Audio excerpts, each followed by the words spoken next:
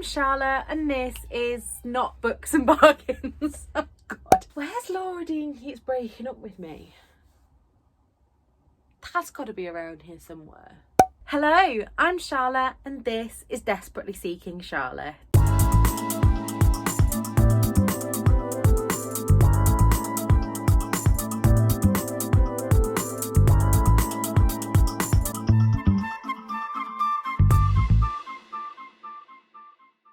Today I'm coming to you with all the queer books I have loved in the past 12 months, and this is shamefully small.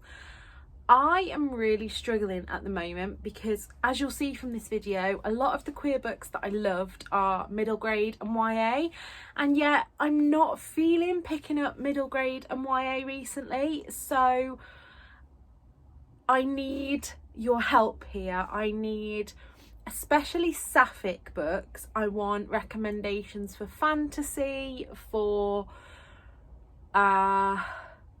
romance, for especially British based ones. I will show you at the end of this video a little clip of my queer books kind of TBR for this Pride Month. Obviously I like to read queer all year long, but especially in Pride Month. So on that note as well, any Christmas queer, especially sapphic romances, drop the links below. However, if you didn't watch last year's video, I will link it whichever side it goes up here, and go and watch that first if you want some more recommendations, because these are all the books that I've loved since that video. So let's get into this year's loves. So first of all, we're going to start with one that I don't have a physical copy of, and that is Proud of Me by Sarah Hager-Holt. I was approved for this on NetGalley, so thank you so much to the publisher and NetGalley for letting me read this book, because this book was absolutely beautiful. This book was about a family with two moms and two children, and the two children, they weren't actually twins but were born around the same time thanks to a sperm donor, and so they were kind of twins and they were very close. And throughout the book, there was just so much packed into this middle grade book that I think everybody should read it. We follow, I'm terrible with character names, so I can't remember their names, but we follow the male child who wants to find out more about the sperm donor and find out who that is. And I think it's because living in a house of women, he's really kind of striving for that male role model. And then also we follow the female character coming to terms with her sexuality, and also how that feels in a family that is so openly queer. And yeah, so much packed into such a little book that I think everybody should read that. Now, the next book comes with a little bit of a caveat. The author has apologised for the title of this book, and it is going to be re-released as Melissa's Story. The author has encouraged people to change their copies, but I just can't draw on a book, and that is George by Alex Gino. Now, this follows Melissa. We'll just cover up the name George there. This covers Melissa, and Melissa wants to play Charlotte in the production of Charlotte's Web, but is told no, that's a girl's part and she's not a girl. But obviously she knows deep down that she is. And again, for such a short little book, this was wonderful. This was absolutely incredible. Then we're going to move on to the YA, and this is the biggest stack I have here. First of all, my absolute favourite read, and one that I'm not going to be passing on, which I know I said before that I think that YA should get into the hands of children and teenagers, and maybe one day I will pass this on to someone, but for now I really want to reread this one, so I had to keep it in my collection. And it has one of my hairs in it. That's grim. And this is Honey and Issues Guide to Fake Dating by Adiba Jagredir. And now this, I think that the Henna Wars was included last year, but this one I loved even more than the Henna Wars. In this we follow, let me make sure I get them right. So Honey Khan comes out as bisexual, and her friends don't believe her. And this really spoke to me as a bisexual woman who didn't really own her bisexuality until the last couple of years, because I think, I don't ever want to like shit on anyone else's journey, but I think for me especially, when I was at school, bear in mind I was at school in the noughties, like I had no problem with other people being gay, but I just thought, well, I fancy boys, so I can't be gay, and that was that. It was never really, I don't know, I feel like bisexuality was almost a dirty word then. You heard comments like, you know, oh, they're greedy, they can't make up their mind, whereas actually I'm just attracted to who I'm attracted to. I fall in love with people for the people that they are,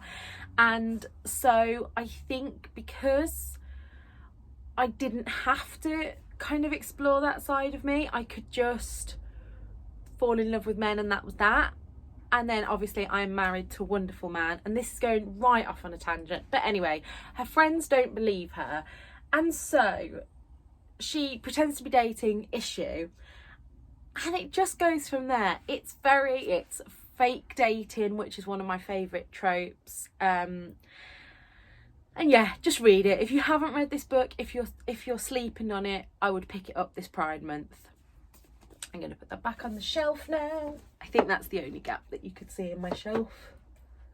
The next one of these is After Love by Tanya Byrne. Now, I was kind of disappointed by this book, and only because it says, the way, I think that this was marketed wrong, because the way that it says, car headlights, the last thing Ash hears is the snap of breaking glass as the windscreen hits her and shatters into a million pieces like stars, but she made it, she's still here, or is she? Now, this I imagine as a queer YA version of Ghost, but because that was in the blurb, that doesn't happen till quite a way into the book. So because I was waiting for that to happen, I found the rest slow. I do think that I would reread this, but I'm not going to. It's going to go off to Victoria's classroom library. And yeah, I don't really remember much about this book, but I thought it was worth putting here because I think that we don't have enough sapphic books. I tend to read more male queer books or trans books, and obviously I'm looking out for more sapphic books. So yeah, it says Ash can't forget her first love Poppy, and she will do anything to see her again, even if it means they only get a few more days together. And I really enjoyed the relationships in this one, and yeah, so I'll be passing that one on, but this was a good book. Another one that I'll be passing on is The Passing Playbook. Now, this is a story of 15-year-old Spencer, who is a proud nerd, wants to be the next Messi, and is also transgender. Now, he goes to a new school. After a year of bullying, he goes to a new school, and while at this school, he doesn't reveal his past. He's just starting a fresh start as a boy who is into the football team. However, a new law is passed at the football team, which means that he can't play because on his school record it says that he is female, and he has to decide whether to come out or keep that side of him hidden. And I felt that was really amazing way to look at it, because it was about how, I mean, his mum and dad had different views on him. It was also about how you don't have to conform to anybody else, but also your identity is yours, and if you don't want to talk about it and be open, you also don't have to. And I just thought this was really well done. Again, I'm going to be passing this on. Either I have two boxes. I have one for some people that I know and some that go to Victoria, so I'm not sure which one I'm going to put that one in yet. Then the one and only Christmas book on this list, and one that I absolutely loved, do have a physical copy, but it's somewhere in storage under my bed. Didn't have the energy to be getting that out, so I'll just put a nice picture here, and that's Juno Dawson's Stay Another Day. This is only the third Juno Dawson book that I've read. I've also read Margot and Me and Wonderland, and I have some more on my TBR that I really need to get to, because Juno Dawson is just a fantastic writer. And yeah, what can I say about Stay Another Day? We have such a diverse cast of characters here. It's also they're all coming home for Christmas. We have mental health representation. We have a non-binary character, and we have family secrets. And that's all I really want to tell you about it. I don't want to give too much away. But if you haven't already read it, I would definitely get it on your Christmas TBR for this year. Side note, when is it too early to start reading Christmas books? I have a real craving to start reading them, but it is literally June. It is the 1st of June as I'm filming this, so maybe hold off a bit more. When do you start reading your Christmas books? Let me know down below. One more YA book that I have read is If This Gets Out by Sophie Gonzalez and Kale Dietrich. I hope I'm saying that right. Now this, I really like this, but at parts I felt like I was too old to be reading this. I think I said that when I reviewed it, that there are some scenes of a graphic nature between the two characters, and I felt a little bit like a parent that had walked in on something I shouldn't see. However, I really, really enjoyed this book. We follow it's two members of the world's biggest boy band, a secret love. What happens if this gets out? Now, we follow, what are their names? Zach and Ruben. One of them is gay and is openly gay to family and friends, but has been told for the sake of the band to keep it quiet publicly. And the other one is presumed straight and is questioning his sexuality. I think if you like the Heartstopper books, you will really enjoy this. And it just follows. I thought it was really well done about this kind of... I look at it that when I was younger, it was kind of Backstreet Boys and Boyzone. And without social media, etc., even if you were their biggest fan... Oh, and McFly. I was a McFly stan. Is that the right way to use that word? See, I'm too old for these words like that. But we could kind of follow them from afar. You could read Top of the Pops magazine and all of those kind of things, and you could get pictures of them. But it was very much controlled. Whereas now, I mean, I watched a documentary last year about One Direction fans and social media, and this really follows the kind of mental health of the boy band. It looks at people making decisions for themselves versus the whole band. It looks at these two characters and their family relationships. One has a mom who grew up poor, and the other one has a mom that kind of pushed him to be in this band. Yeah, it's really interesting to see the dynamics between these. Again, not one that I'm keeping in my collection because I think this book needs to be out there in the world. But yeah, definitely recommend that one. And the last of my YA books that I read, and possibly up there with Hanny and Issue, is Between Perfect and Real by Ray Stovey. And this was perfection. I loved how it just went straight in there with, here you go, chapter 1. I think I might be trans. I mean, I know I am, I think. And I thought that was just the most perfect opening to a book. Now, this is another one that is based around theatre. And as you know, I am a theatre geek. I used to perform, used to love it. Haven't so much in recent years due to health and commitments and adulting. But basically, it says, can Dean go for everything he needs without losing all he has? Now, Dean is selected to play Romeo in a version, in the school's version of Romeo and Juliet. Dean is known at school as a lesbian, but Dean is fighting with his feelings about who he really is. Now, I think it was this one that I remember. Bear in mind, it's been quite a long time since I read it.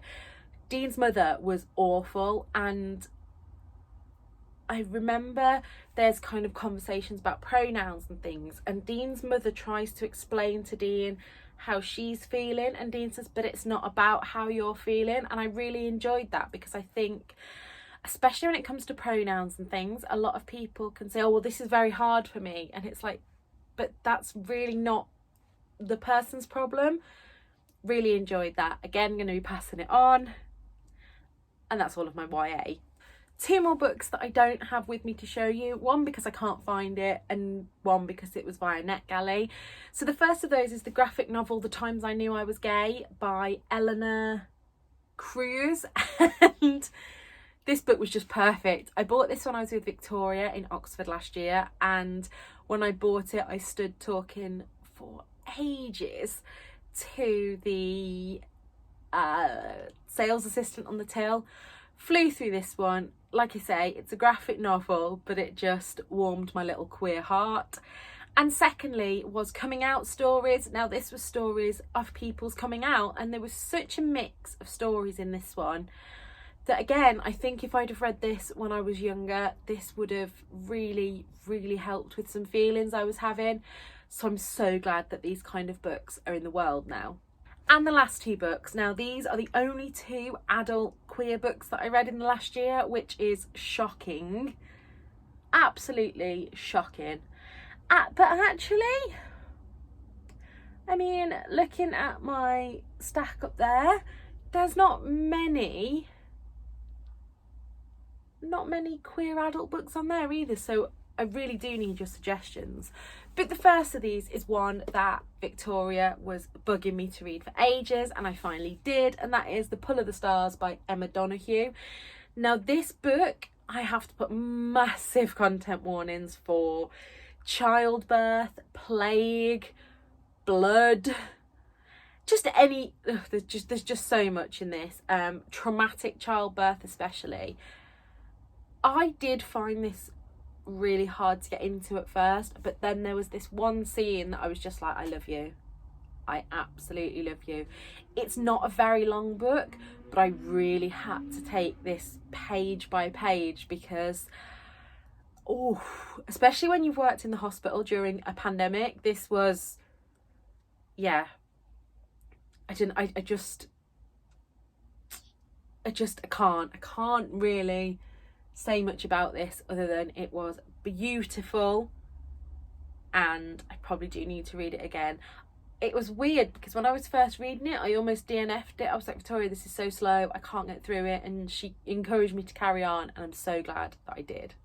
And then last, but by no means least, is a book that I think will be of no surprise to any of you watching, and that is The 7 Husbands of Evelyn Hugo by Taylor Jenkins Reid, because this was my top book of 2021. So Evelyn Hugo is, I kind of pictured her as a kind of Marilyn Monroe or Audrey Hepburn character, someone who was public in the way that they were a celebrity, but their private life was always commented on, but nobody ever really got their story. And Evelyn decides that she wants to give her story, but she wants to give it to a particular journalist, and that is the only one she wants to speak to. And yeah, I read this on a holiday, and I will always remember it as a holiday read, and I just loved it. I cannot put into words how much I love this book, other than I really loved it. And also, I want to get a dress like this to be Evelyn Hugo. So that is all for this big queer book guide. Like I said, please leave me your recommendations below. I will just quickly show you my queer books TBR. As you know, I'm a mood reader, so I'm not expecting to read all these books this month. I'm a mood reader, so I tried to pick out as many different genres and things that I could. So if you've made it this far in the video, well done, thank you. Don't forget to like and subscribe below. 50% of you that watch my videos aren't subscribers, so why not come and join the family here on Desperately Seeking Charlotte. And until next time, look after yourselves. Bye.